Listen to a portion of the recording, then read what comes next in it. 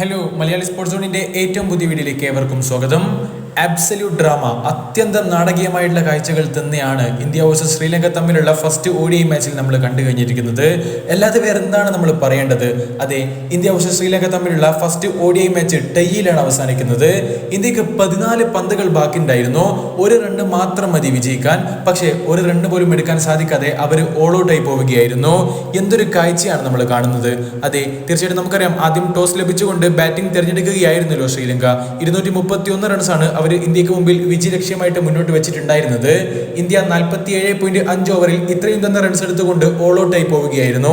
അങ്ങനെ കളി ടൈയിൽ അവസാനിക്കുന്നു. നമ്മൾ ശ്രദ്ധിക്കേണ്ട കാര്യം എന്താണെന്ന് വെച്ചാൽ, സ്കോർ ടൈ ആയിരിക്കുന്ന സമയത്ത് ഇന്ത്യക്ക് 2 വിക്കറ്റുകളാണ് ഒരുമിച്ച് നഷ്ടമായി പോയത്.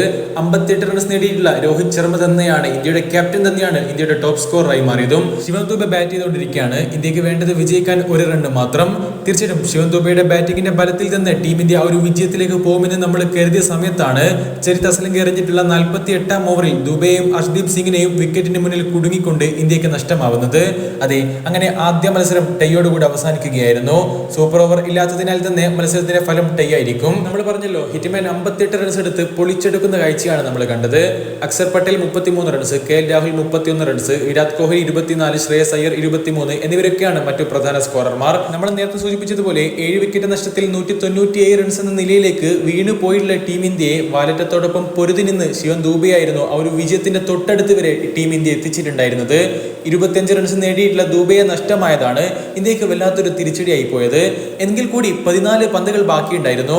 ഒരൊറ്റ റണ്ണ് മാത്രം മതിയായിരുന്നു ടീം ഇന്ത്യക്ക് വിജയിക്കാൻ. സിറാജിനോടൊപ്പം അർഷ്ദീപ് സിംഗ് ആണ് ക്രീസിലുള്ളത്. 14 പന്തുകൾ ബാക്കിയുണ്ട്, ഒരൊറ്റ റണ്ണ് മാത്രം മതി വിജയിക്കാൻ. ടീം ഇന്ത്യ വിജയം ഉറപ്പിച്ചു എന്ന് തോന്നിച്ച സമയത്താണ് ഒരു വലിയ ഷോട്ടിന് ശ്രമിച്ചുകൊണ്ട് അർഷ്ദീപ് സിംഗ് ഔട്ടായി പോകുന്നത്.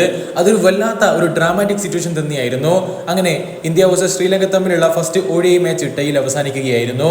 എന്തൊക്കെയായാലും ഒരു കിടിലൻ മത്സരമാണ് നമ്മൾ കണ്ടത്. ആ ഒരു കാര്യത്തിൽ എന്തായാലും സംശയമില്ല. അടുത്തൊരു വീഡിയോ ആയിട്ട് നമുക്ക് വീണ്ടും കാണാം. അതുവരേക്കും ചെറിയൊരു ഗുഡ് ബൈ.